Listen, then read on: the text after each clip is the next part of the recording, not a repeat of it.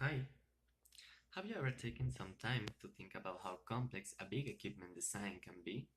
Well, it's a lot of information, and showed usually in a lot of planes and archives, and it's also quite difficult to understand all the aspects that constitute that project.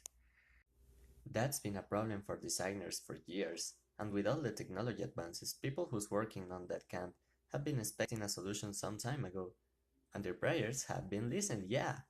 A new system was invented in order to make the way to develop and categorize information of all types in an architectonic project simpler. It's called Building Information Modeling, or BIM. This is the magic of digital modeling. It's so cool how all the components in their house are shown, isn't it? You can read the project from the smallest things like the mobiliary to the heaviest bigger one like the roof or the walls. And that animation is supported by the planes in the ground, so you can understand them based on the 3D model. And you can see, for example, the joists in the roof. Well, there are not just images in the animation, but they had a lot of information in the archive. Things like the price, materials, cost, and budget dimensions, structural data.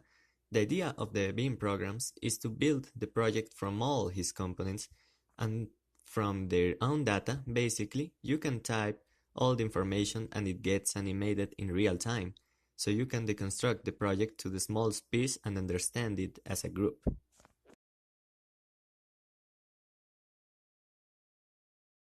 As you can see, programs like AutoCAD have been used for a long time to draw the projects as 1D model, a plane in simple words.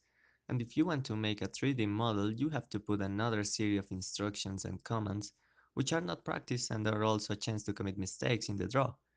Because, for example, some data is not the same as the one you put in the plane and the 3D model, so that will make a crash on the program in several ways.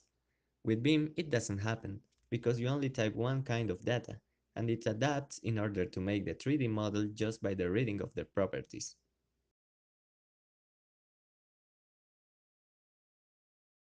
But BIM technology can be taken to artistic representations as well, and a very good example is the artist from Chicago, Chris Dent.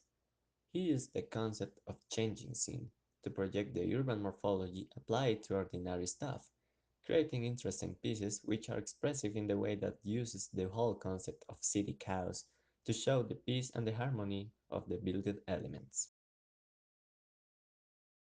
So, as you can imagine, BIM is a system that involves all the actors in the constructive process, and the information given by all the team is easy to read and to explain in a way that everyone can understand.